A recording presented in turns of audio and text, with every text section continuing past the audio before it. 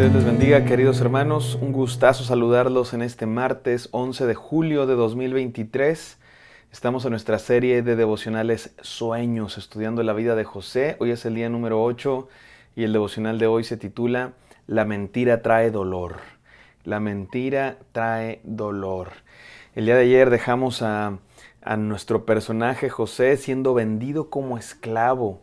Definitivamente una cosa pues trágica.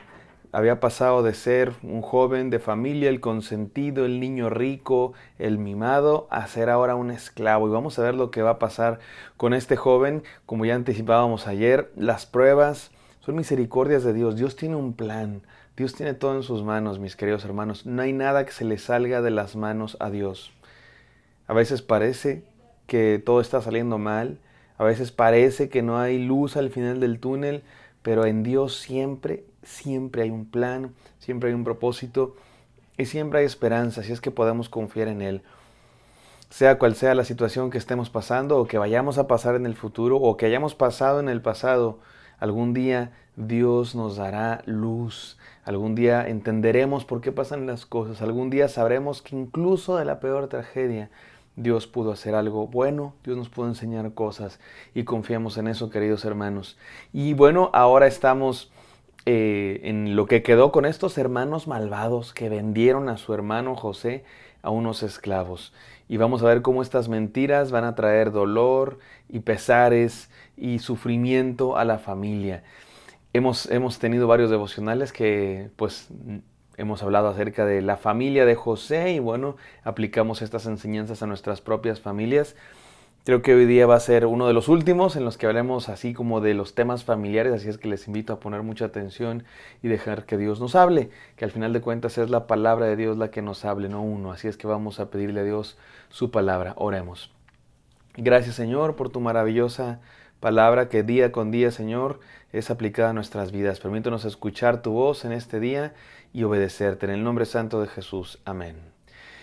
Amén, queridos hermanos. Vamos a Génesis 37, del 29 al 36. Dice así la palabra de Dios. Después Rubén volvió a la cisterna y no halló José adentro y se rasgó los vestidos. Y volvió a sus hermanos y dijo, el joven no aparece, ¿y yo a dónde iré? Entonces tomaron ellos la túnica de José y degollaron a un cabrito de las cabras y tiñeron la túnica con sangre. Y enviaron la túnica de colores y la trajeron a su padre y dijeron, esto hemos hallado. Reconoce ahora si es la túnica de tu hijo o no. Y él la reconoció y dijo, la túnica de mi hijo es. Alguna mala bestia lo devoró. José ha sido despedazado.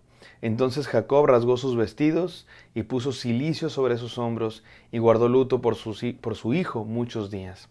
Y se levantaron todos sus hijos y todas sus hijas para consolarlo. Aquí vemos que sí tenía probablemente más hijas que solamente Dina, de la que hablamos hace algunos devocionales. Mas él no quiso recibir consuelo y dijo, ¿descenderé enlutado a mi hijo hasta el Seol?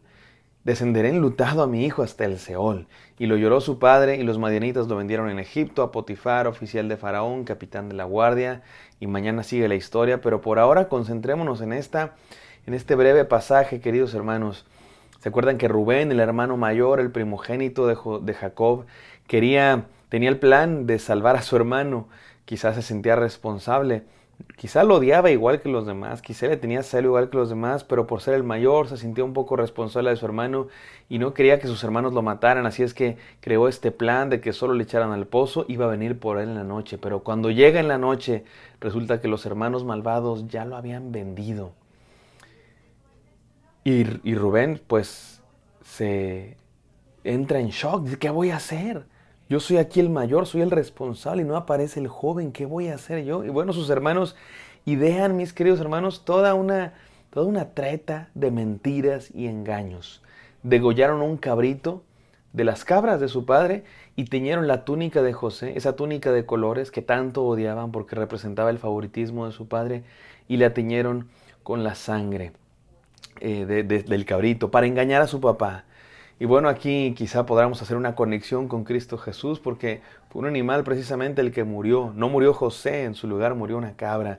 Y eso nos recuerda el sacrificio de nuestro Señor Jesucristo que murió por nosotros. Pero vamos a esta historia y entendamos esto, mis hermanos.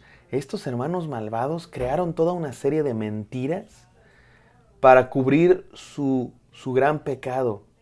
No es cosa pequeña, mis hermanos. Vendieron a su propio hermano. Imagínense esta historia. O sea, ¿dónde llega a veces el odio de familia? Yo no sé ustedes, pero pues he conocido familias, ¿no? Que entre familiares se guardan odio. Y conozco familias donde a veces ha habido golpes. Conozco familias donde a veces ha habido insultos. Conozco familias donde a veces ha habido pues odios que duran años, ¿no? Que duran décadas. Familias que se deben dinero, familias que se pelean por los terrenos del abuelo, familias que se tienen celos y envidias, familias que se demandan, que incluso llegan a temas legales. Qué triste que pasa eso en las familias, pero lo cierto es que no es nada nuevo, mis hermanos. Es parte de la naturaleza humana el pecado. Y esto existe hasta en las familias de la palabra de Dios. Vemos aquí a los hermanos de José que lo venden y crean toda una serie de mentiras para cubrir su maldad. Eso hacemos los seres humanos. Cuando cometemos algún pecado, cuando cometemos algún error, cuando fallamos, cuando hacemos alguna maldad, como la de estos hermanos, cubrimos nuestra maldad. No nos gusta vernos mal. Nos excusamos y mentimos, engañamos para no vernos tan mal. Y eso fue lo que hicieron ellos. Vendieron a su hermano y entonces para que su padre no supiera que vendieron a su hermano, mancharon la túnica de colores con sangre de un cabrito y le dijeron a su padre, mira, dinos, nos parece que es la túnica de tu hijo. Y el padre, engañado por sus propios hijos, dice, sí, este es mi hijo, no puede ser. Y rasga sus vestidos y pone cilicio sobre sus lomos. ¿Qué es eso? Es una manera de mostrar su luto. Está completamente devastado Jacob, porque ha muerto su hijo favorito. Y dice, descenderé enlutado a mi hijo hasta el Seol. O sea, hasta que me muera voy a estar de luto. No voy a acabar mi luto nunca. Voy a estar triste por todos los días de mi vida. Porque mi hijo ha muerto. No ha muerto, pero él no lo sabe. Piensa que sí ha muerto. Y por eso está enlutado. Y recuerden que en esta época la revelación de Dios todavía no ha avanzado todo lo que va a avanzar a lo largo de la historia, cuando venga Jesucristo y cuando venga el Nuevo Testamento. Y hay muchas cosas que los hombres de Dios no saben en este momento. Es probable que los hombres de Dios en este momento todavía no sepan, todavía no tengan un concepto, una doctrina cristiana como la que tenemos nosotros acerca de la vida eterna y de la resurrección en Cristo Jesús por su gracia maravillosa y por su poder.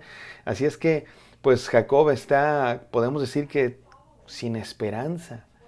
Él no sabe que su hijo no ha muerto y probablemente tampoco sabe que su hijo, aun cuando muera y él mismo algún día resucitarán en el día cuando Cristo venga. Pero si han puesto su fe en Dios, por supuesto. Sin embargo, no nos metamos en esos temas doctrinales que a lo mejor pudieran ser demasiado complicados. Lo que quiero que nos pongamos a reflexionar, mis queridos hermanos, es hasta dónde llega la maldad humana y a veces hasta en las familias. Nos sorprendemos, ¿no?, de la maldad que hay en el mundo. Oye, la guerra, oye, las cosas que pasan en el narco. Sí, y eso es horrible y eso es, por supuesto, condenable. Sin embargo, también hay maldad en nosotros, mis hermanos. Hay maldad en nuestros corazones. Hay maldad en nuestras familias. Y a veces llega a niveles extremos, como en el caso de la familia de José, que hasta lo vendieron como esclavo. Y todo fue tratado de ser cubierto con engaños. Y hoy quiero hablar de eso en los pocos minutos que me quedan, del daño que hacen las mentiras, mis queridos hermanos. Porque es triste que lo que voy a decir aplica a, no quiero decir todas, pero probablemente muchas familias. ¿No? Que a menudo las familias tienen un secreto familiar, cosas que no le dicen a los demás. Un secreto que tiene la mamá acerca de algo que pasó hace 20 años y que no le dice a los demás. Un secreto que tiene el hijo que se lo oculta a sus padres y lo cubre con mentiras. Un secreto que tiene el abuelo, un secreto que tiene la mamá, un secreto que tiene el papá de algo que hicieron y no le cuentan a los demás. Porque no hay confianza, porque no hay relaciones cercanas, porque hay vergüenza. Las mentiras, mis hermanos, los engaños traen dolor, hacen daño a las familias. Como en este caso. No puedo entender cómo estos hijos están tranquilos viendo a su padre sufrir de una manera indecible. Y ellos saben que su hijo no está muerto, ellos saben que su hermano había sido vendido por ellos mismos. Y van a vivir con esa culpa por años. Van a vivir con esa culpa por muchos años. No entiendo cómo soportaban, cómo no lo decían. Eran malos. vamos a ver que algunos van a ser transformados por Dios, pero eran malos. Hace algunos días reflexionamos en aquella cosa que hicieron con los hombres de Siquem, que los engañaron y los mataron a todos.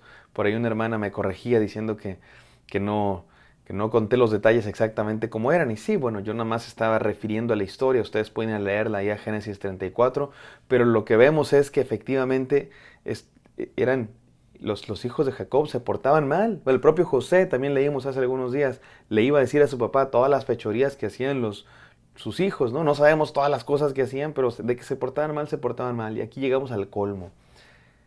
El engaño, cubrir sus propias mentiras, perdón, sus propios pecados con mentiras. Mis queridos hermanos, las mentiras causan heridas duraderas. Este pobre Jacob va a durar quién sabe cuántos años engañado, de luto, pensando que su hijo ha muerto.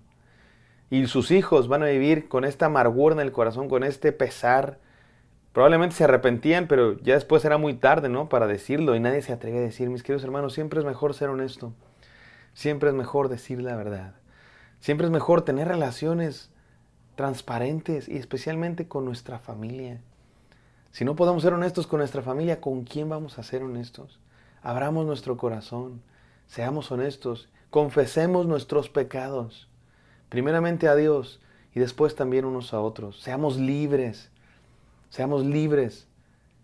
de esos secretos familiares que a veces tenemos, seamos libres, que nos atan, que nos causan dolor y que causan dolor a otros, que nos llenan de amargura el corazón y que llenan de amargura a otros también. Seamos honestos, seamos íntegros, seamos transparentes, confesemos nuestros pecados, primeramente a Dios, pero también unos a otros, y seamos libres del dolor que trae la mentira.